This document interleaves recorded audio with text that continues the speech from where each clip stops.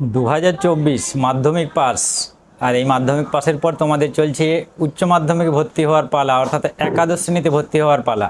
আর তোমাদের মনের মধ্যে প্রশ্ন আসছে, আমাদের বেলাতে সেই সিলেবাস চেঞ্জ, সেই সেমিস্টার সিস্টেম, তাহলে তোমাদেরকে বুঝতে হবে সেই সেমিস্টারে কেমন সিলেবাস।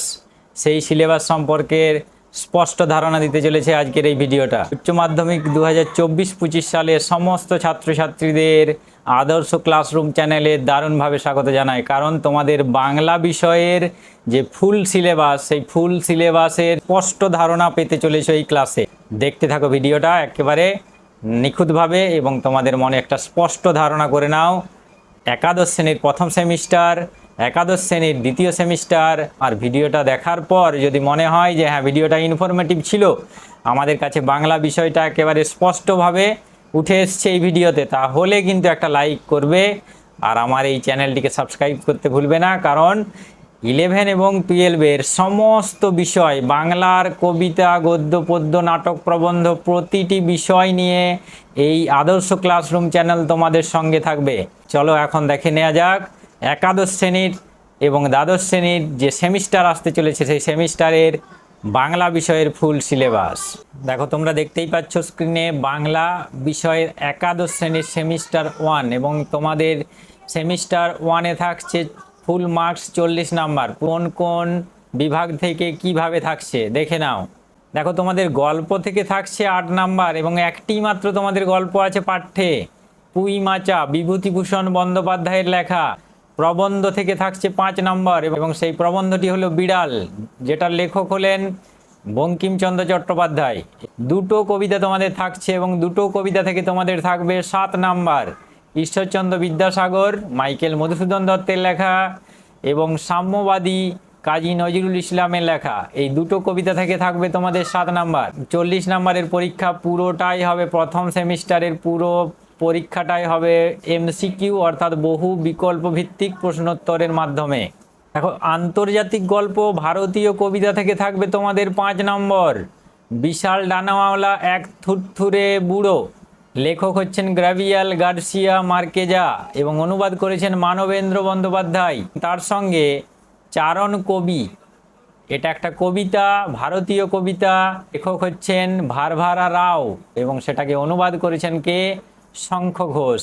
এখান থেকে থাকবে তোমাদের 5 নম্বর, অর্থাৎ আগের স্ক্রিনে ছিল 20 নাম্বার, এখন হলো 5 নাম্বার। 25 নাম্বার ভাষা সাহিত্য থেকে তোমাদের থাকবে 10 নাম্বার এবং সেই ভাষাতে কি কি থাকছে দেখো, বিশ্বের ভাষা ও ভাষা পরিবার, বাংলা ভাষার উদ্ভব ও ক্রমবিকাশ, ভারতে প্রচলিত ভাষা পরিবার, বাংলা ভাষার বৈচিত্র্য। এই 4টে টপিক থেকে তোমাদের ভাষা থেকে থাকবে 10 নাম্বার, অর্থাৎ 25 আর 10-এ 35 নাম্বার। আর 5 নাম্বার কোথায় থাকছে তোমরা দেখে নাও। দেখো বাংলা শিল্প সাহিত্য সংস্কৃতির ইতিহাস থেকে থাকবে তোমাদের 5 নাম্বার এবং সেখানে দুটো পর্ব থাকছে। দেখো প্রথম পর্বে থাকবে প্রাচীন বাংলা, সেখানে সমাজ ও সাহিত্য সম্পর্কে তোমাদের পড়তে হবে। দ্বিতীয় পর্বে থাকছে মধ্যযুগের বাংলা সমাজ ও সাহিত্যের প্রধান ধারা, যেগুলো শ্রীকৃষ্ণ কীর্তন, বৈষ্ণব পদাবলী, চৈতন্য ও চৈতন্য জীবনী, মঙ্গল কাব্য, অনুবাদ, ইসলামীয় ধারা, শাক্ত পদাবলী। এখান থেকে থাকবে, অর্থাৎ এই দুটো পর্ব থেকে থাকবে তোমাদের 5 নাম্বার। মোট হলো 40 নাম্বারের প্রথম সেমিস্টার। এরপরে দেখো দ্বিতীয় সেমিস্টারে তোমাদের কি থাকছে। একাদশ শ্রেণীর সেমিস্টার 2, অর্থাৎ দ্বিতীয় সেমিস্টার, সেখানেও থাকছে তোমাদের পূর্ণমান 40 নাম্বার। সেই 40 নাম্বার কিভাবে বিভাজিত হয়েছে তোমরা দেখে নাও।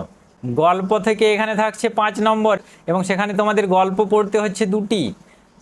প্রথম গল্প ছুটি, রবীন্দ্রনাথ ঠাকুরের লেখা, এবং দ্বিতীয় গল্প তেলে না পোতা আবিষ্কার, প্রেমেন্দ্র মিত্র। কবিতা রয়েছে 3টি এবং সেখান থেকে থাকবে তোমাদের 5 নম্বর। ভাব সম্মিলন, বিদ্যাপতির লেখা।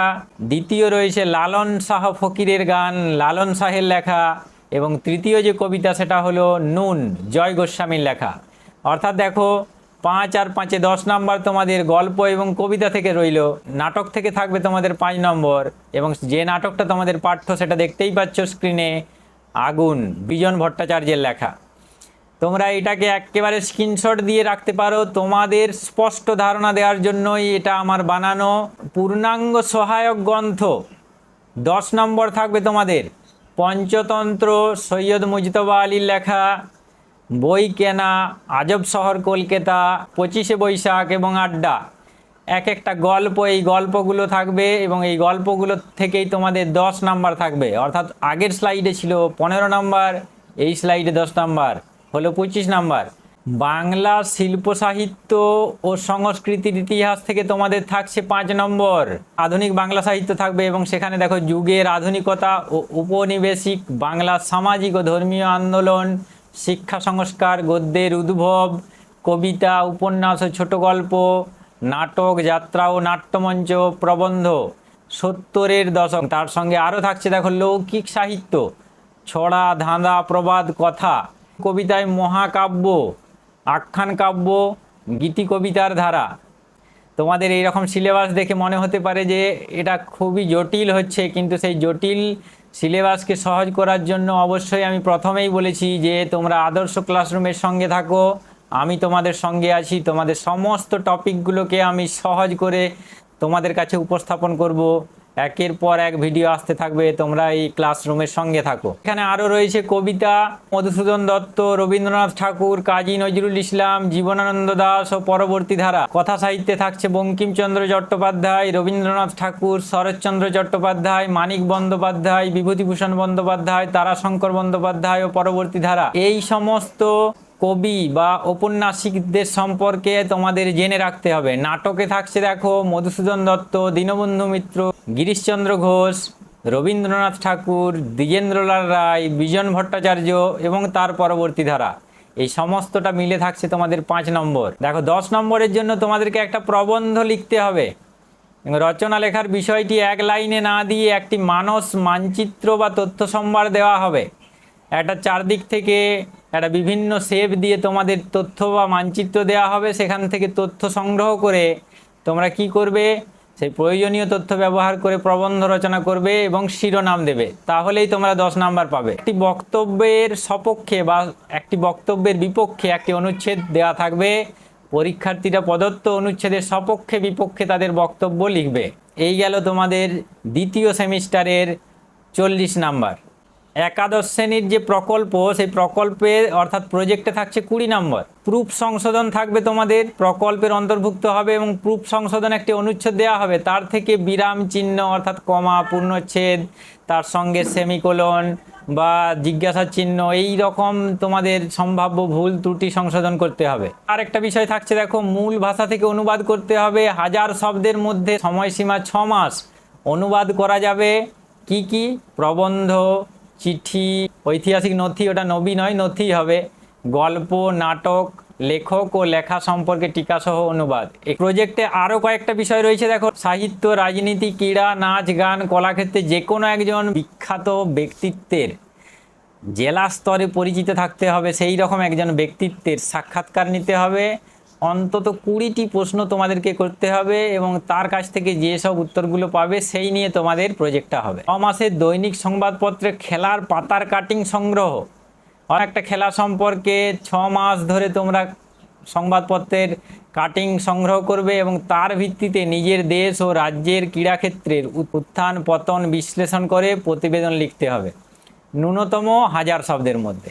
এবং শেষ যে টপিক, সেই শেষ টপিকে রয়েছে স্বরচিত গল্প লিখন। বিদ্যালয় জীবনে কোনো ঘটনাকে কেন্দ্র করে মৌলিক এক বা একাধিক স্বরচিত গল্প তোমাদেরকে লিখতে হবে। এই ছিল তোমাদের একাদশ শ্রেণীর প্রজেক্টের বিষয়।